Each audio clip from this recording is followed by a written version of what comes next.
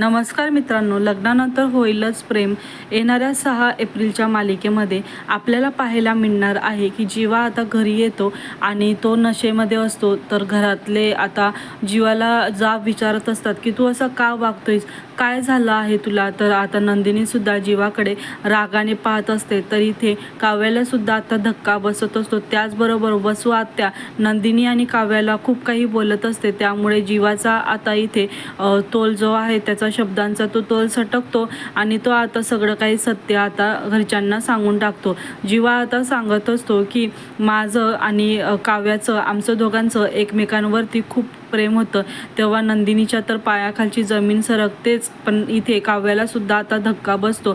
तर विक्रम आता पुढे येतो आणि जीवाच्या कानाखाली मारतो आणि म्हणत असतो, तुझं जर का काव्यावरती प्रेम होतं तर तू का नाही सांगितलं. एकाबरोबर 2 मुलीची तू आयुष्य उद्ध्वस्त केलेली आहे जीवा, असं आता विक्रम म्हणत असतो आणि जोरात जीवाच्या कानाखाली मारत असतो.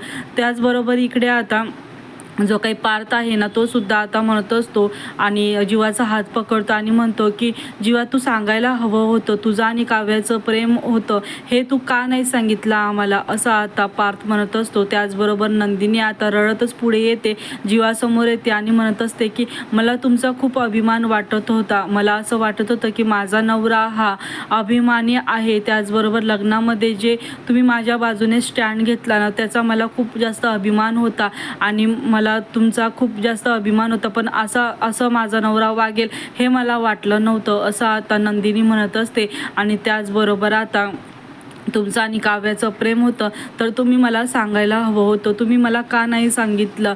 तुम्हाला आता मला नवरा म्हणून सुद्धा घेण्याची लाज वाटत आहे, असं आता नंदिनी जेव्हा जीवाला म्हणत असते तेव्हा मात्र जीवा आता खाली मान घालून नंदिनीचं ऐकून घेत असतो.